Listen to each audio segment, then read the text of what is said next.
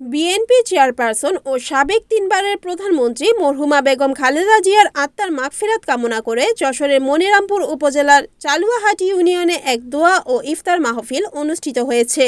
শুক্রবার বিকালে চালুয়াহাটি ইউনিয়ন বিএনপির উদ্যোগে নেঙ্গুরাহাট স্কুল অ্যান্ড কলেজ চত্বরে এ দোয়া ও ইফতার মাহফিল অনুষ্ঠিত হয়।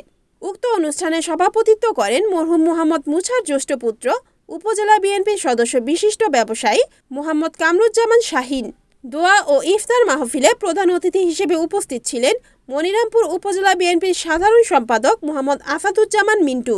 অন্যান্যদের মধ্যে আরও উপস্থিত ছিলেন যশোর উকিল বারের সাধারণ সম্পাদক অ্যাডভোকেট এম.এ. গফুর, উপজেলা বিএনপির সহসভাপতি মোতালেব গাজী, পৌর বিএনপির সাবেক সাংগঠনিক সম্পাদক জাহাঙ্গীর বিশ্বাস, বিএনপি নেতা শামসুর রহমান রনি, ফিরোজ বিশ্বাস, উপজেলা যুবদলের আহ্বায়ক মোতাহারুল ইসলাম রিয়াদ, উপজেলা স্বেচ্ছাসেবক দলের আহ্বায়ক বিলাল গাজী, পৌর স্বেচ্ছাসেবক দলের আহ্বায়ক কামরুল গাজী, সদস্য সচিব মাসুদ গাজী, পৌর যুবদলের সিনিয়র যুগ্ম আহ্বায়ক সাইফুল ইসলাম, বিএনপির সাংগঠনিক সম্পাদক হুমায়ুন কবির, ইউনিয়ন স্বেচ্ছাসেবক দলের আহ্বায়ক মিন্টু হোসেন সাদ্দাম, সদস্য সচিব হাসানুর, যুগ্ম আহ্বায়ক এস.এম. রাকিব হোসাইন, যুবদল নেতা ডাক্তার মিশুর সহ বিএনপি ও এর অঙ্গ সহযোগী সংগঠনের নেতৃবৃন্দ।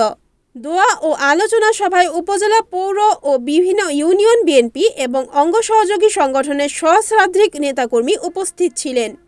অনুষ্ঠানটি সঞ্চালনা করেন উপজেলা স্বেচ্ছাসেবক দলের যুগ্ম আহ্বায়ক আলামিন।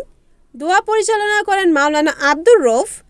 অনুষ্ঠান শেষে সাবেক প্রধানমন্ত্রী বেগম খালেদা জিয়ার আত্মার মাগফিরাত কামনা করে বিশেষ মোনাজাত ও দোয়া করা হয়।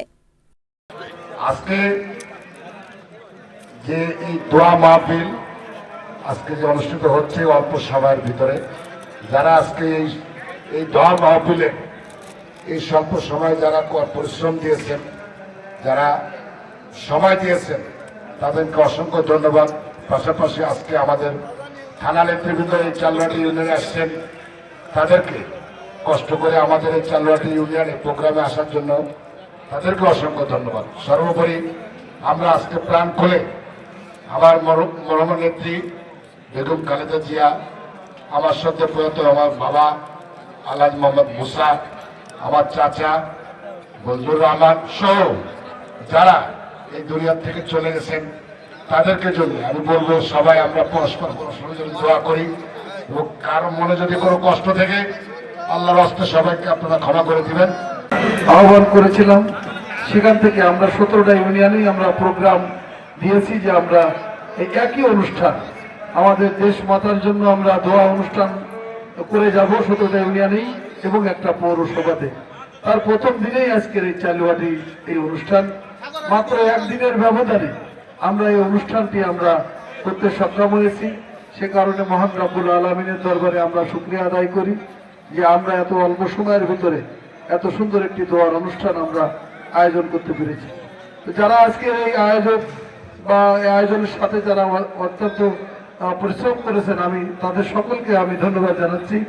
এবং আজকে যারা এই দোয়া এসছেন তারা সকলে আমাদের জন্য দোয়া করবেন এবং আমাদের যে প্রয়াত নেতৃবৃন্দ, বিশেষ করে আমাদের প্রিয় নেত্রী যিনি 25শে ডিসেম্বর 2025 সালে যিনি ইন্তেকাল করেছিলেন, আমরা তার আত্মার মাগফিরাত কামনা করব সর্বদা। এবং আমাদের এই নতুন সরকার যাতে সুন্দরভাবে দেশটা পরিচালনা করতে পারে, সেজন্য রব্বুল আলামিনের দরবারে আমরা তার জন্য দোয়া করব যে যেন আমাদের এই সরকার সুন্দরভাবে এই দেশটাকে এগিয়ে নিয়ে যেতে পারে। সকলের প্রতি সুস্বাস্থ্য এবং মঙ্গল কামনা করে। রিপোর্ট উত্তম চক্রবর্তী, NN টিভি, যশোর।